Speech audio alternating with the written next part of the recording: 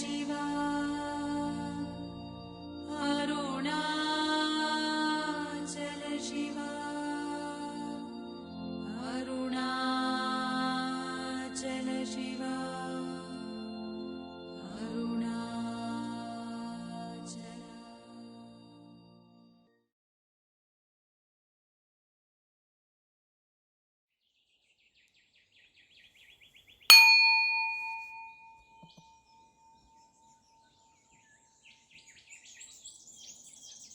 How would you describe three stages of a human being in relation to activity?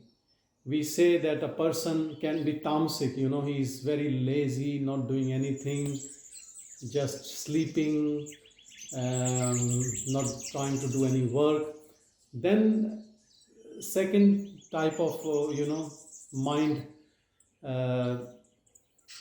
condition is in which he's rajasic, which very active, wants name, fame, money, greed, all those things, and very really productive also in materialistic world. And then comes sattvic, which again quietude and not after things and whatever comes. This sattvic and this tamasic looks quite same externally, if you see. If a rajasic person sees a sattvic person, he thinks, oh, he's a lazy person, he's not keen to do work. But if you see, this is the thing, this is a cycle, and we all go through this cycle every day. Morning some people feel very tamasic, or at the night, nighttime, and sometimes in daytime you're very active, and then you feel very sattvic, you feel contented and happy. And contented and happy man is not looking for more work.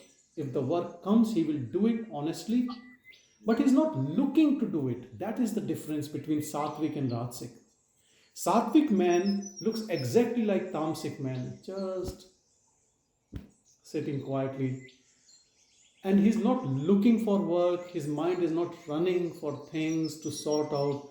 But yes, if something comes to him, he will sort it out. But if you see, even in Bhagavan's condition, when Bhagavan was there, people used to come with a lot of suggestions to him. And you know what he will do? He will sit quietly, not say anything. And sometimes he will say like, So people might think he's saying yes. And they will try to do those things. And when they will come with all the plan and agenda, he will say no. And they will think, oh, you didn't say no that day. Because that's the thing, in that beingness, in that contentment, you're not trying to even negate things, you just leave it. Because so many times, I know people say, oh, let's have a plan, we should go there, this. You can say, no, I'm not interested, I'm in my sattvic mode, and I don't want to go anywhere. You can say that. But so many times we say, okay, yes, let's see. And then the person calls you, okay, let's go today at this time. And then you can say, oh, look, I don't think I'm really in a mood to go. So that's a polite way to say no. And I think Bhagavan never wanted to upset anyone till the last moment. Like, it looks strange to some people that why he can't say on the first go. There were people in India and even people from overseas who used to say to Bhagavan, like, your teachings are so profound, let's go around India and I will make all the travel plans and things, and he will just sit quietly and say, And then they will make all the plans, like whatever those plans were. And they will come to Bhagavan, let's start tomorrow, and I have arranged everything. He said, no, I'm not going. They said, but when I asked, you said yes, Arun. They said, no, I never agreed. and then the people will say, oh, okay. In a way, it is not a lie, but he does not even have an effort. When you are staying so happy and contented, you don't want any type of argument with anyone, and you don't want to go, but you don't want to say anything, and you just try to keep quiet. I'll give you a very small example about the same thing what we are talking. I was talking to my father who lives in Delhi in India just before we started Satsang. And my nephew is there at home and he's in grade 6. And I think he must be busy in some game or some of his own stuff. He had put headphones. So my mother passed it on to him to say hello to me, and he said, to say hello to your mama, your like uncle. And he said, oh, yeah, hello. And I said, how's your dad? Is he coming in evening to home? He said, everything he was doing, My mother said, how can you say he's not coming? You are just staying with your mom. He doesn't come. He is working and he's not coming here. And he still was doing, Exactly, I remembered Bhagavan. I said, Bhagavan must be like a child, just sitting there and, people come with a lot of plans. You say, you just, you're happy in yourself, whatever you are saying, that's all okay.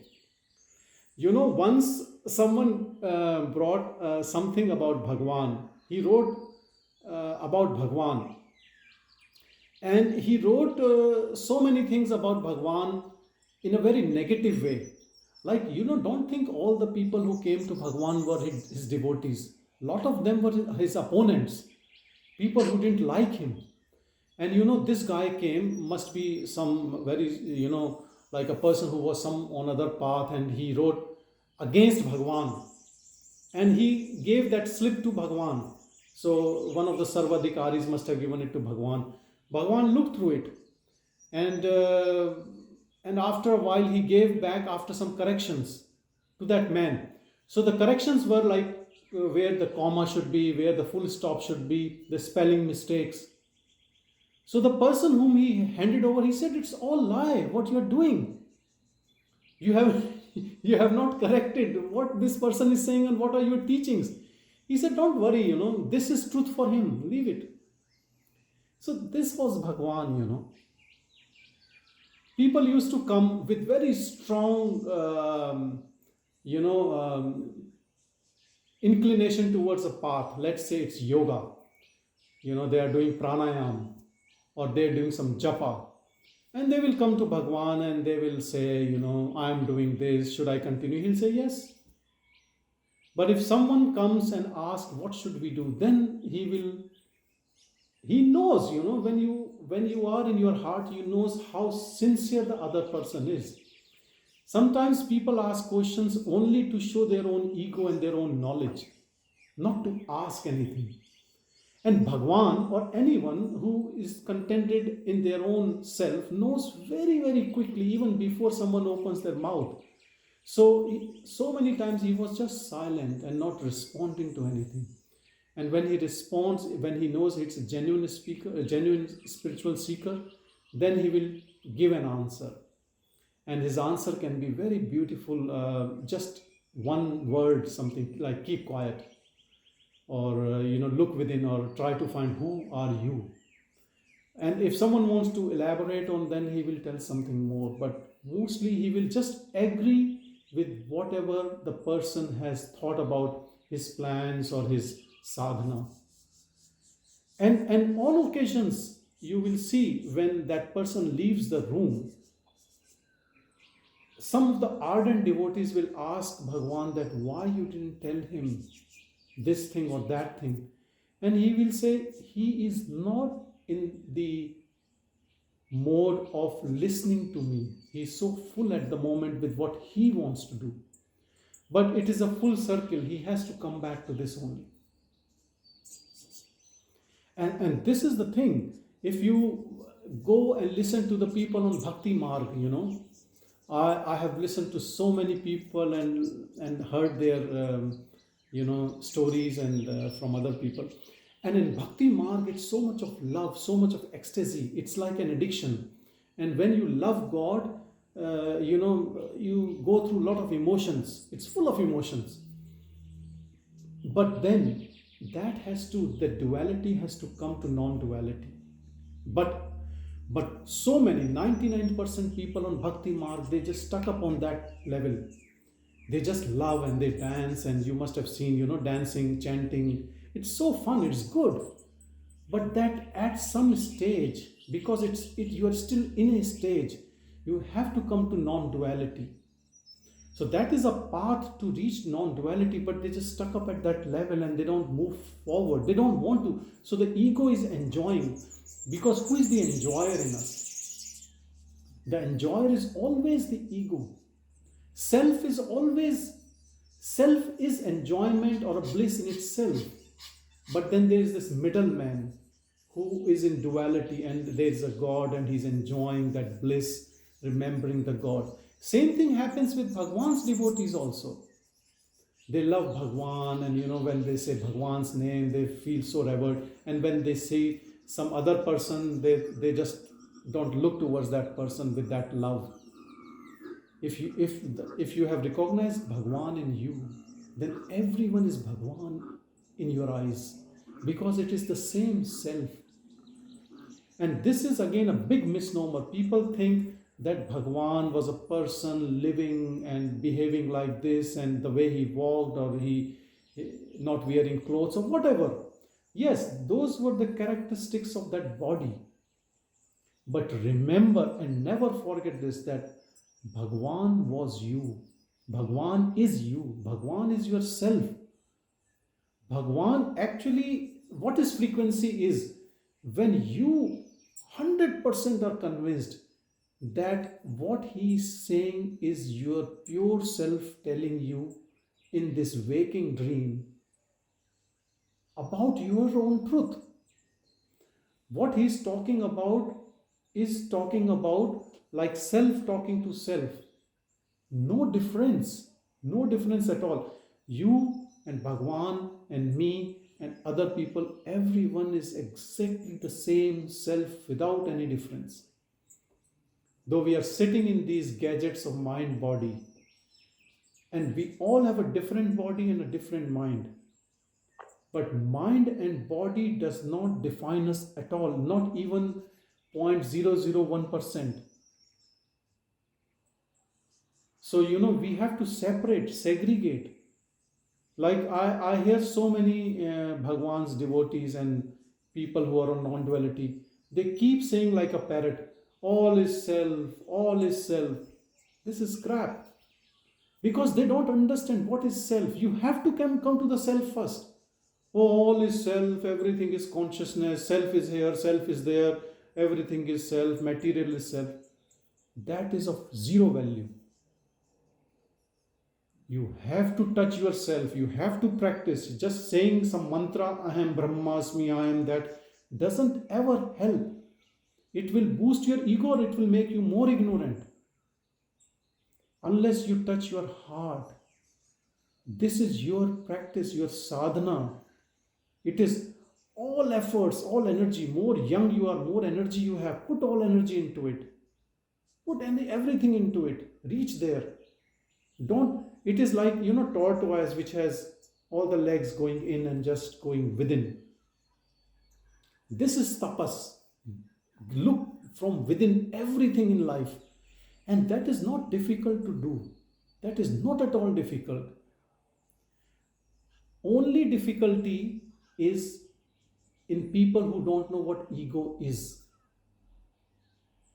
But once you are at that level of maturity as a seeker, that you can identify the ego, the devil called ego in us, and if you can watch it, your watchfulness can make it disappear.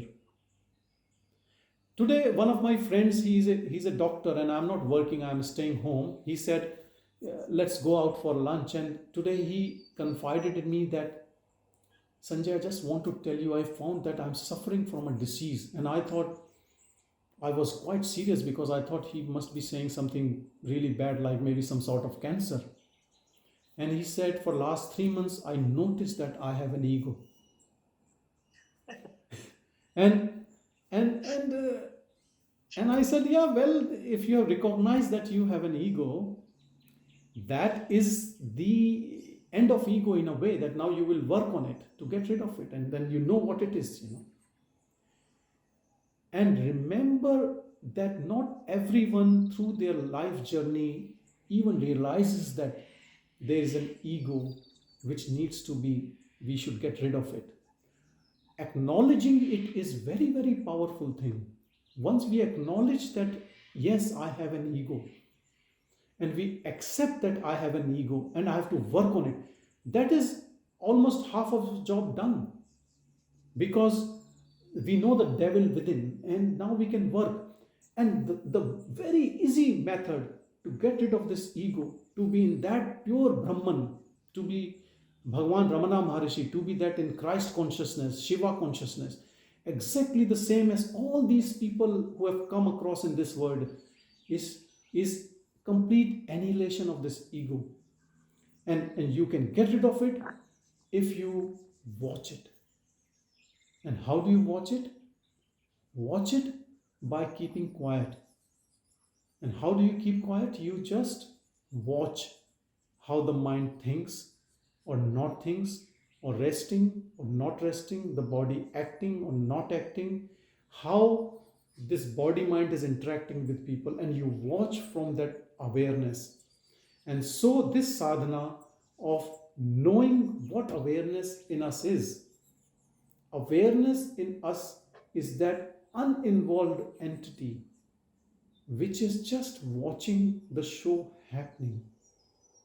And where this awareness is, it is most concentrated in our heart. You can even feel a spandan, like a vibration of that, when you are really attentive to it. Sometimes it's vibrating with a big force, and sometimes it's mild, but it is always, and then you can feel the same vibration throughout the body, and not just limited to the body. You feel that whole atmosphere around you as a vibration. And sometimes when you are deep into this awareness mode, paying attention to this awareness makes it more and more and more. You hardly feel your body or even hand or anything. So your movements cannot be accidental. Let's say someone lifts his hand and does like this, scratching on the head, or sometimes picking up nose.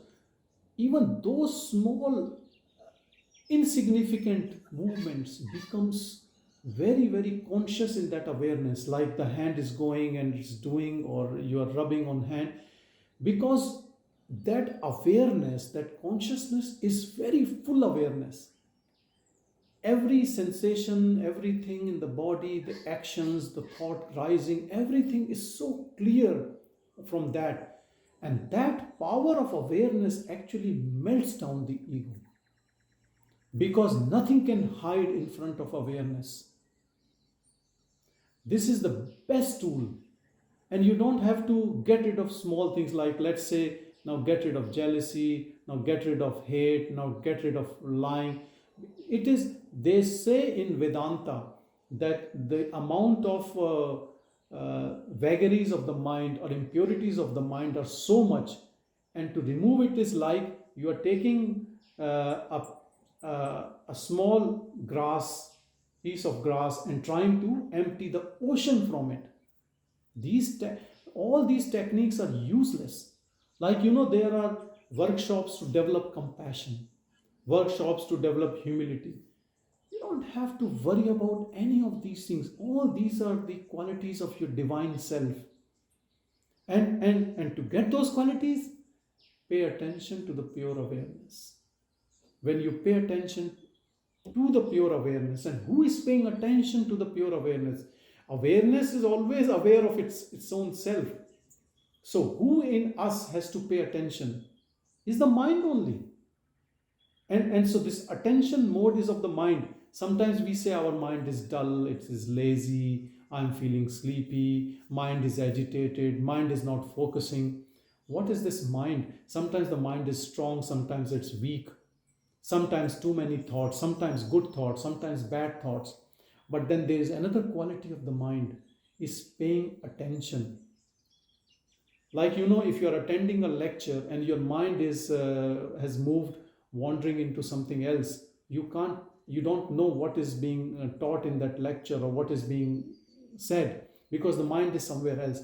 So we are bringing that attention to no thought, no other practice except to bring it to this awareness, which is us, which is the self. So what we are doing, we are awareness. We are always awareness. We are always uninvolved with the body-mind complex. Now, something in us, by mistake, by conditioning, thinks it is this body-mind. We call this as ego. And the purpose of ego is to take care of the body mind. That's why it is selfish. Actually, it is doing its role in a proper way. It is trying to preserve this body mind. But then what it is causing is, in trying to preserve the body mind as an ego, it is causing suffering. Because then you think you, this individual body mind, is separate from rest of the world, and then the rest of the world becomes friend or enemy, or helping you or not helping you. And then the body mind has its own ways, like it loves a nice pillow, comfort, needs a nice house, it has senses, sense organs, wants to watch a good movie, wants to indulge in sex, whatever it wants to do. And then there are things in this world which will help it to do. They become our friends. And then there are things which will obstruct our path, and they become our enemies. So, and this the whole drama unfolds, in which we feel happiness and unhappiness. But how to be eternally happy? If we give away this ego which is protecting the body mind, and let that awareness shine on the body mind, because that awareness is shining on everything. That awareness is Bhagavan. So if you see, Bhagavan is one of the best examples in that sense. He was living in a cave without any clothes. Do you think someone cleaned his cave and then there were no mosquitoes entering into it? Even the tiger went inside. What about the mosquitoes or snakes or things? And but he was in bliss. What a perfect example. And we don't have to live in a cave to test ourselves. We can test ourselves with the people around us, how happy we are, how accepting we are with whatever is happening around us. And not watching others and others' action, watching our own actions and our own body. And because when we get so much interested in our own complex, we don't worry about people. And once we sort out ourselves, we have sorted out the whole world. And with that power of our own awareness, when the mind has completely dissolved, the ego has vanished, that power will bring forth peace, not in human beings, but animals, plants, people, things around you. Things will change. They have to change. There is no choice. And if someone is really interested in that change, then you have that profound wisdom to make it happen. Even if you don't speak, even if you continue doing whatever job you do in your life, or live as a family man or a woman, doesn't matter. But yes, this is the most important thing to be done before we have our last breath. Because you can only do this thing in a wakeful state while you are still living. And look, we all have some more breaths left in this body. I don't know how long one person will live. But whatever we have to live, why can't we live in a beautiful, beautiful awareness, that consciousness which is our true nature, rather than in that ego mind? It is useless. It is of no use.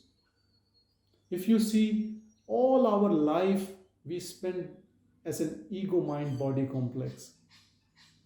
We want to do something, becoming a bigger and bigger because of that ego. And when you work hard, then you want to enjoy something and you get indulged in different activities. Look, since morning till we go to bed, most of us are living in that ego self, either working hard and thinking, I'm working hard. Who is working hard? No one is working hard. Awareness is just enjoying that bliss.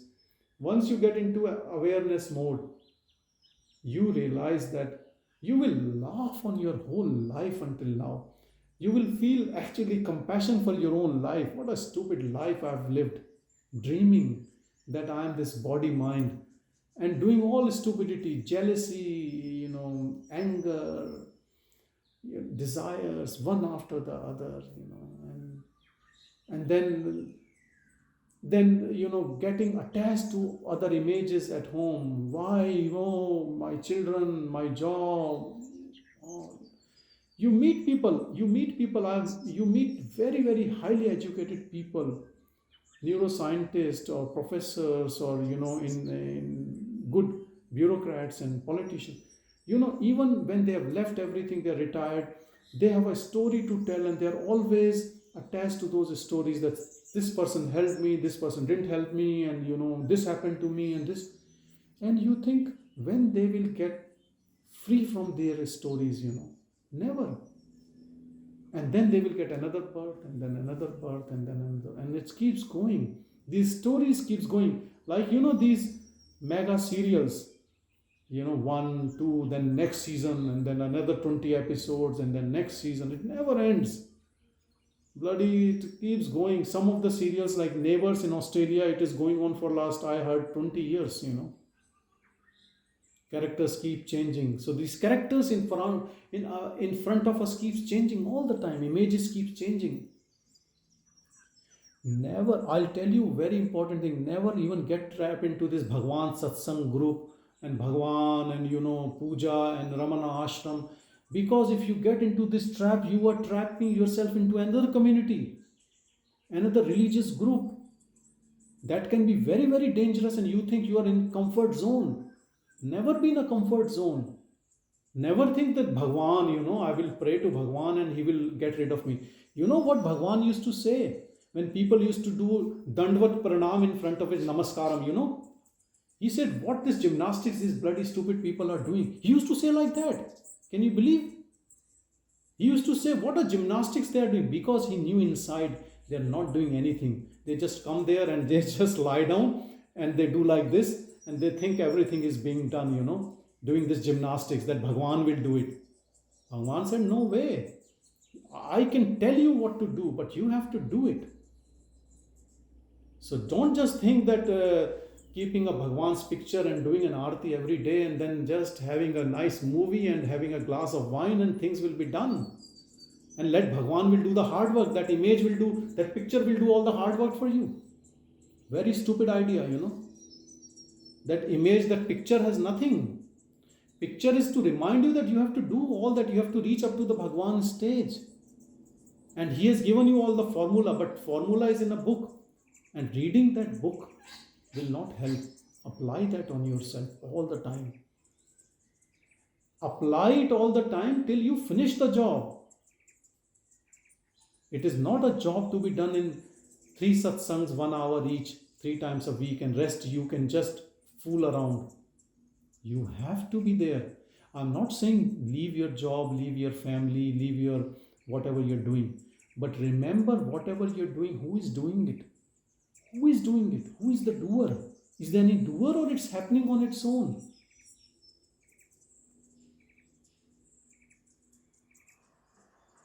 Who can tell you this? Who can give you answer to this? Who is the doer?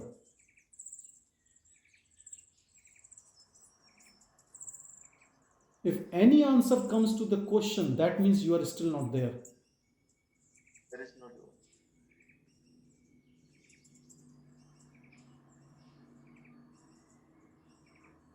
Whatever is happening in our life, actually God is infinite compassion. He has created a drama in front of us to be free from it. Not to get involved in it. But mind thinks you are involved. It's a maze, but when you pay attention, you understand the whole thing. It becomes so transparent, clear to you that you are always free. So bring your attention to the pure awareness, and whatever is happening in life, you watch from that awareness. Don't be an advocate of your own body-mind complex. And the mind can revolt. Yes, the mind will come, look, this is people have done to me, or I'm not getting there. You ask your mind, bloody, who are you? You can never get there because you have never done anything right in life. How can you be there? Mind will never be there. Mind has to dissolve. When a seeker tries to be there, the seeker has to dissolve. And the most profound teaching of Bhagavan Sri Ramana Maharishi is to keep quiet. Summa yeru. You just stay there. Just watch things. Actually, as a good seeker, you will understand when you are watching and when you are getting involved. And what we get involved in is in our thoughts only, isn't it? The thoughts will take us to somewhere and we get swayed and we get lost completely, and then we realize, oh, it was just a thought. But why we get involved in thought? Because of our attachment still to those thoughts. We are still interested in so many things in this world. We leave one thing and then we get into next and then next and then next, and there is no end. To be free is to be simple. That's all. It's very easy. To be free is to be simple life, Don't make it too complicated in any way. And it's all complications are in the mind, and the mind projects and then it does. And that is again God's infinite compassion for us, because what we desire, we get that. But then we have to bear with all the, negative components of the same desire. If you eat too much, then you will have a tummy upset. You have to, if you have tasted for, you have eaten for your taste of the tongue, then your stomach has to suffer. So that's okay. If you accept both things, then it's okay. But then this is the trap. One desire leads to other, to the other, to the other. And one thing, if let's say there is something in your life which has to happen, a beautiful thing, it will still happen even if you don't have a desire.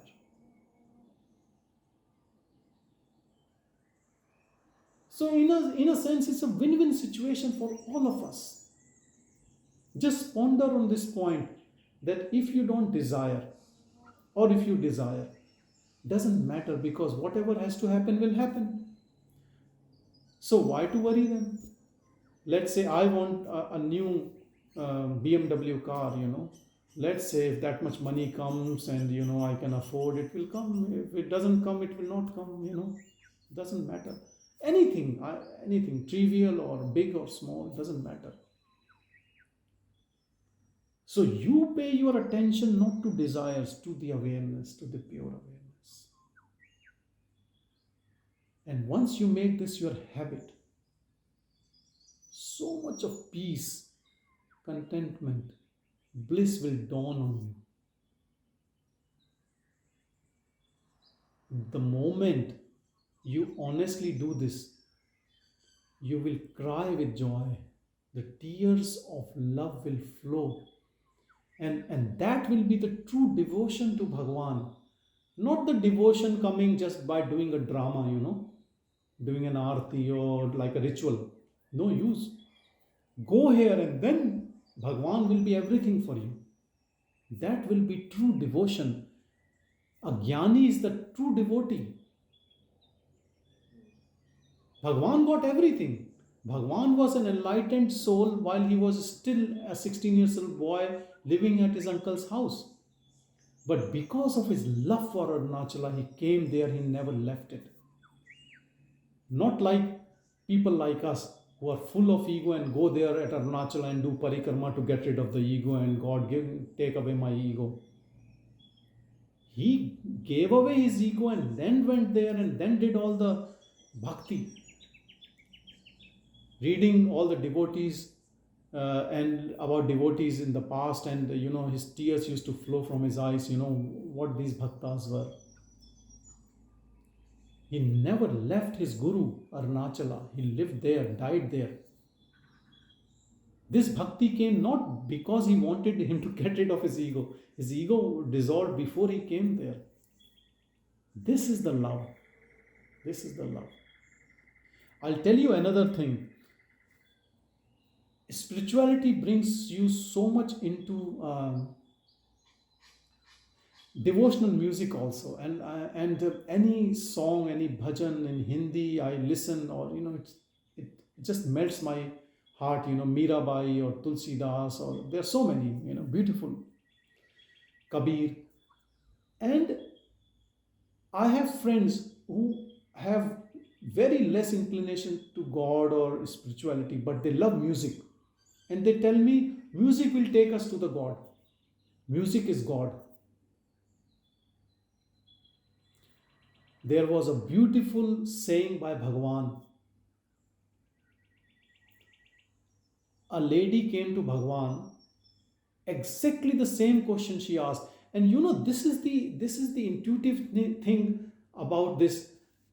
I discuss with someone about spirituality a question, and an answer comes to me in some form, same day or within next couple of days. This is the beauty of this intuitive power. And that answer came. That lady asked Bhagavan this question, that Bhagavan, I am into music and pure music and devotional music, and I heard that music can get me enlightened, liberated. And Bhagavan kept quiet as he used to.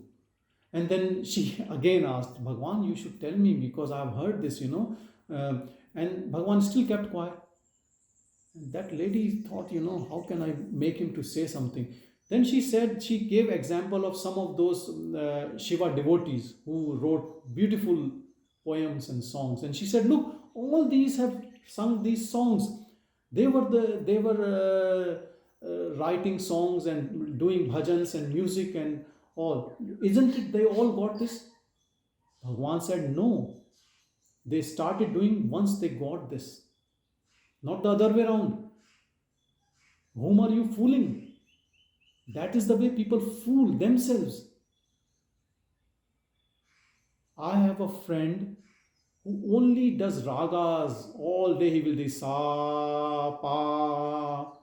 And I said to him, look, give some time to Bhagavan. He said, no, this is, I'm just doing ragas, Ragas are Bhagavan only.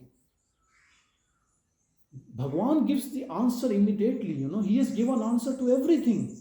If you have a question and you think, there will be some talk somewhere that Bhagavan has given, because, he came at the age of 16. He left his body at the age of 70. All the stupid people like us kept going and talking to him all the time, All sorts of crazy questions have been answered. There's no question left which he didn't answer. And this is the thing, the purity of his knowingness has helped millions of people. Even 70 years after he left his body, we can still go to his teachings, the purest of pure teachings. But we have to do the work. And this work is very easy and simple. I don't know, some people think it is, because people think from the mind. They don't listen from their heart. If you listen from your heart, there's nothing needs to be done. Just stay and just observe things as they are going. And stay as awareness. Never even for a second think you are body-mind complex. Don't behave like body-mind. Body-mind person is a selfish person. He only thinks about his body and he only follows his thoughts. When you have no mind, then why you are following the thoughts? When you are convinced that you are not the body-mind, you are pure awareness, you are Brahman, then why do you follow this music box, all the thoughts popping up? They are not for you. When you are not, you are pure awareness. Pure awareness is always uninvolved. You are uninvolved. You are just seeing this drama. You are a king. You are just sitting and you are just watching the drama unfolding. So why you have to listen to any thought? You don't have to listen to any thought. You just watch the drama. Just watch it. Watch the drama unfolding in front of you. You just keep quiet. Don't be party to anything. To your family, to your mind, to your community. You just stay. You just uninvolved. Don't take any position anywhere. Don't become chairman or president of something and start arguing with people about anything. You give all these things to someone else to do anything. You just stay and just be like a king, sit like a king. Be fearless like a lion, Don't worry about anything. Your awareness, if someone comes with a knife and wants to cut it, he can't cut you. No one can touch you. You are that awareness. We are living in this body mind, thinking we are this body mind, behaving like this body mind, then getting fearful of death, and then fearful of insult or doing something, or what people will say and do, what people will say to this body, what the mind will do, just leave everything. Stay as pure awareness. Live your life as pure awareness. Don't say to people that, look, I am pure awareness, I'm not the body. You don't have to say it like this. But you have to be 100% convinced all the time that you are pure awareness. You have no form. You have no language. Your language is pure silence. Stay in your silence within. Let the mind speak, let the mind do, let the body behave. In no time, I'll guarantee you, in no time, your body and your mind will become your slave. It will behave exactly like Bhagavan, exactly like a Buddha. I'm not saying that you will give away your clothes and you will be naked. No, that is nothing to do with not being body mind. But you will know within you. No one has to tell you this. No one has to put a stamp on you that you are not body mind. You will know. How would you know? Because you will stay uninvolved all the time. People, because of your prarabdha karma, people will bring all the pleasurable things to you, or a pleasure will come to your door, and you might get involved in it at a physical level. But internally, any type of pleasure will not give any extra happiness. You're already bliss. Awareness is pure bliss. How can a sensory indulgence can increase that happiness? Yes, you might go to friend's place and they might give you a really nice food because they want to give you that food. It is in your prarabdha that someone will give you a nice meal. But that nice meal is not going to increase the bliss at any cost. Because people around you remember, if they are talking to you, working through their ego mode, and they love you, they want you to indulge in various acts which they think will bring you more happiness. And that is their love. You may or may not do those things depending on those circumstances. Nothing wrong or right about it. But internally, there will be not an iota of difference in your bliss. That is what I'm saying. Never judge any enlightened being in the way he is living. He might be living with a prostitute or having kids, doesn't matter. Or he might be living in a forest, it doesn't matter. External acts have no meaning to any enlightened being. And sometimes deliberately they do wrong acts so the people don't come close to them, or sometimes to teach a lesson to people who are full of ego. We have so many concepts. I speak to so many devotees and so many seekers, and they have a lot of questions. And look, I have to be very honest. I'll take only one example.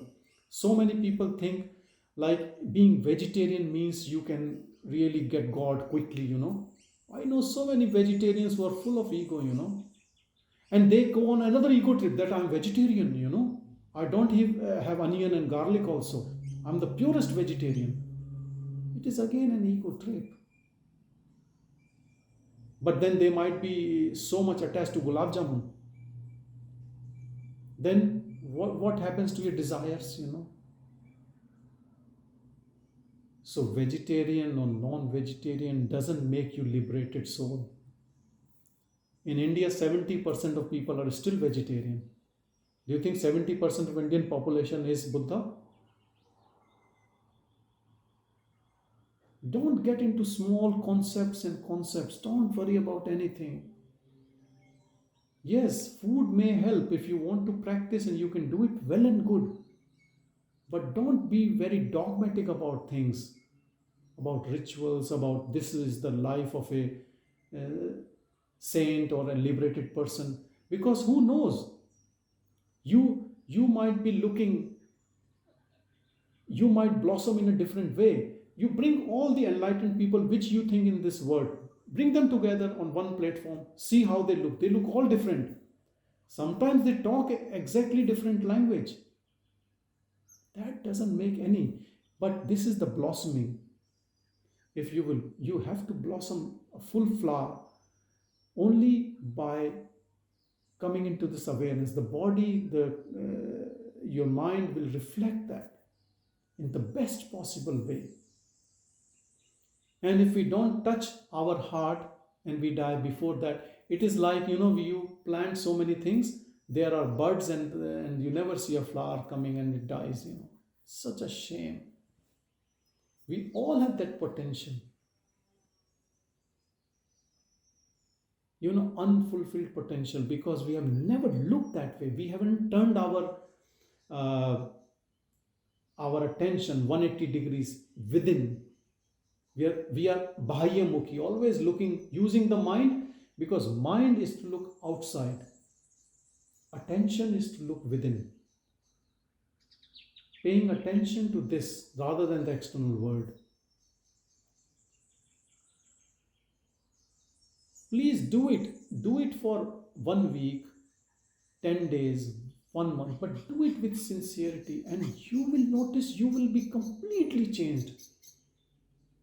Not changed externally, you might look the same, but internally, the first thing which comes is vairagya, dispassion. You are not interested in anything in the world happening. Your anger, your sex drive, all these will go down. Even your diet, the amount of food you are eating will go down. Your digestive system changes. Your interest in things drops. Sometimes you look like depressed to others. They might come and ask you, are you depressed? What can I do for you? No one can do anything for you. Internalize, there will be a lot of changes. Don't worry, don't get scared of anything. Things might leave, people might leave. Don't worry, Don't fight with anyone. Don't argue. Keep quiet and just pray. Even if someone says bad about you, just send good prayers to them also. Because to reach here, you can reach here in harmony, in no resistance, not with fighting with people and putting your point. Never. Because who are others? They are our own projection. They are our own dream world. When we dream at night, we see all the people, and the people might have said something to us and the dream breaks. Then whom would you blame when the dream is over? That was our creation. Same is the whole world. What we see around us is our own creation. So how can you be angry or upset about things happening around us? Paying attention to the pure awareness with total acceptance of what is happening around us will set you free in no time. No time. Maybe in a fraction of a second, if you understand this. Total acceptance of everything around you and paying 100% attention to the pure awareness you are. There is no food for thought if you stay like that.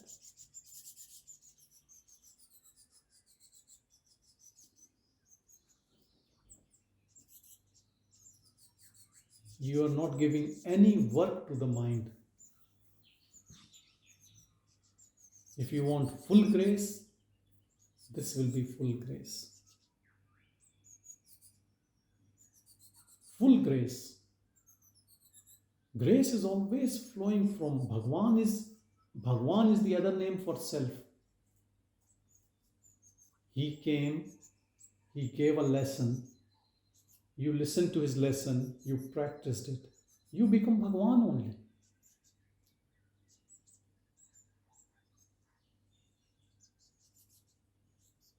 And that self speaks. Because you know why that self speaks in this way? Because the self wants everyone to be self.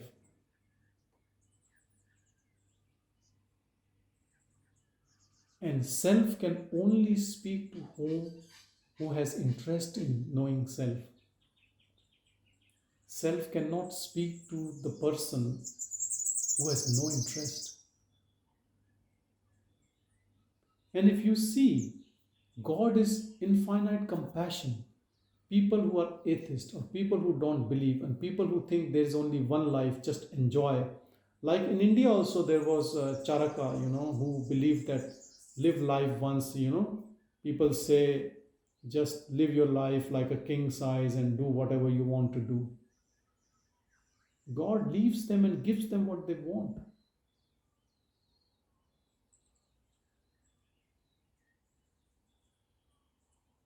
Some people learn the lesson, some don't think that way.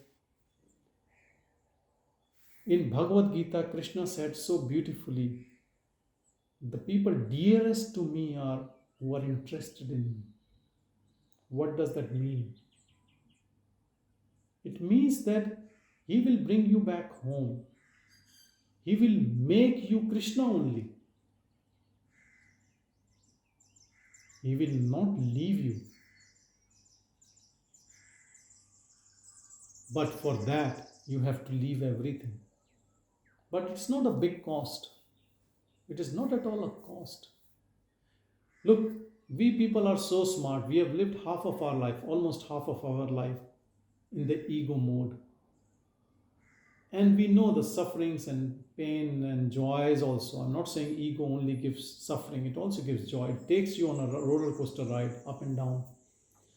But once you have understood whatever the grace on you have dawned in whatever way your life has brought you here, now what you need to do is to just pay attention to the pure awareness. And our job is not to reform the world. Our job is to just stay in our heart. So whatever is happening in the world, we don't have to do any expert commentary on things. We don't have to judge anyone. We are no one to judge, because all what we are seeing is our own projection only. Once you understand this, you just pay attention to the pure awareness. And the power of pure awareness, the grace of pure awareness, will slowly and gradually will melt away your ego. And because you are not giving any work to the mind too will dissolve. It will be almost like a vestigial organ sitting in a corner, waiting for you to give mind a command. And then it will never disturb you, but it will only be involved when you want to get involved in the thought. It will be like a feeble background music. When you want to increase the volume, when you want to, it will increase. And when you want to decrease, it will decrease. Your life will not be running from the mind now. It will be running from that intuitive power in your heart. Direct control.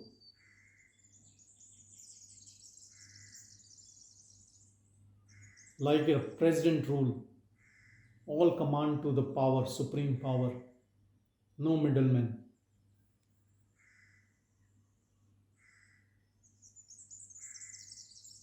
This is the life of pure bliss, where there is no anxiety, no depression, no fear, no restlessness.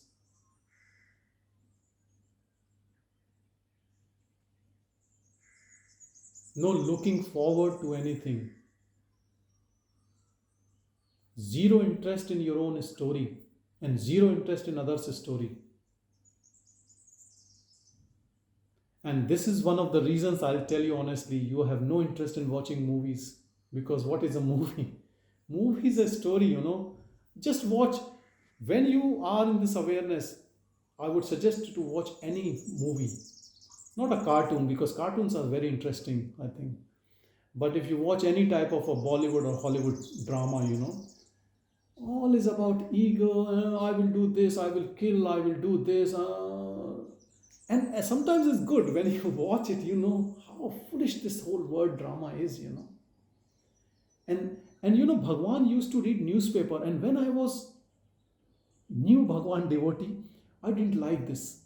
I thought, why Bhagwan reads a newspaper? Because I was not reading newspaper for last 15 years. No interest in this rubbish news. And Bhagwan's pictures are with reading newspaper. And if you listen to talks with Bhagwan, he's reading, he's commenting. But sometimes it's fun. I think when he has no ego, when he's reading stories, it's like a joke. He's reading a cartoon book. We will do this, we can do this, I will do this, I am this, you don't know me. This is the way, this is the language of people around us. And and so he must be enjoying, I believe. It must be like a joke book for him, reading that newspaper. So pay attention to the awareness. I'll tell you, no time takes to be free. It is only we have created some concepts about doing meditation, doing japa, and doing these things give only little help. If you want to finish all your practices, just pay attention to pure awareness. Whenever you are getting involved in any discussion, argument, see who is involving, who is this person, and give some time to silence. Just don't agree for everything every time very quickly. Just give time. Just stay there. Don't just jump on to comment or do things.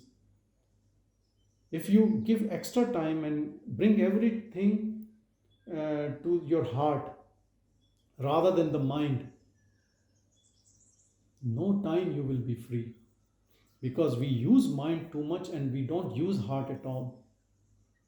When you bring everything to the heart, sometimes there is no need to give any answer also. Just leave it. Let the destiny sort it out. So many things in life you will leave it to destiny only. From small things to big things to anything. Because it's a habit, we have been trained to comment on everything. In schools there are debate programs and how to argue and persuasive writing and all those things, we have been taught. This is all conditioned mind. All our education does is to make our mind more active. Nothing in our education makes our heart strong. This is the problem. Nowadays they have started mindfulness sessions in schools. Probably it's a good initiative, and same is at home, and same is in our society, competitiveness and all this thing. But anyway, I think at least now non-duality and all these things are on a rise in a way people are interested. It's very easy.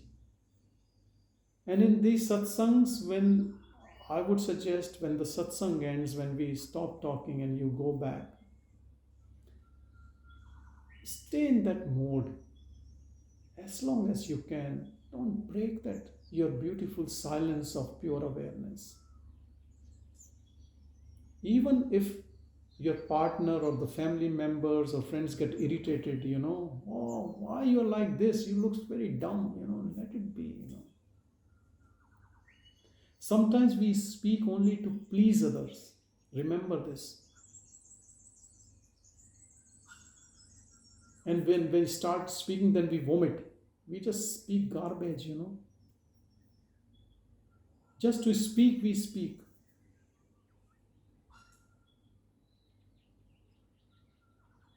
We read some news and then we vomit it out and then we become an expert on that news. Oh, this is happening in this world, and give comments and to involve or something about something, No need. Pay attention to the pure awareness. which is not of this world, which is always uninvolved, which has come to this world only to know itself using this gadget of body mind. Once it has known itself, its job is done. Now, what it will do is it is retired. You know, people say, I'm retired. Nobody gets retired. They get more busy when they leave the job. Then they pick up more things. They get so busy with their grandkids and great grandkids, maybe when they turn 99. How can you retire? You can retire wherever you are. Retire from your ego. Retire from your desires. Retire from your active mind and following that mind, obeying that mind, being the slave of your mind. Retire from these things. That is true retirement, true renunciation.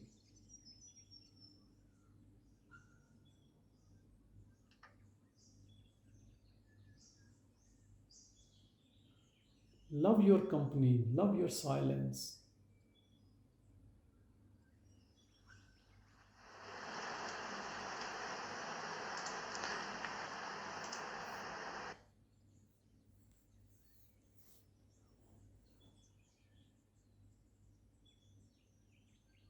Let's remember this pure silence within all of us. Respect to this silence, love to this silence, bow down to this silence.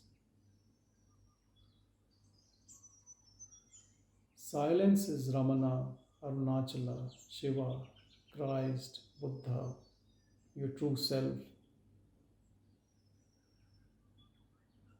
You are this silence. You are this pure silence. You are not the body. You are not the mind. You are not the intellect. You are not the ego. You are nothing of this world. You are this pure silence.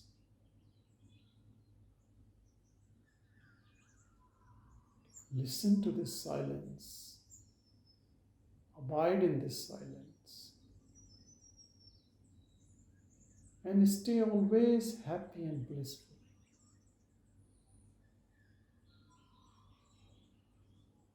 In this way, you will be the closest to the God, to Bhagavan, to the Supreme,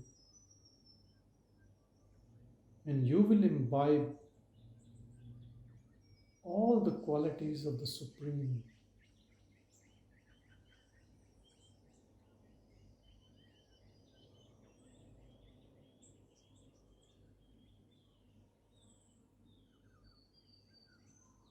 Om Shanti Shanti Shanti Om.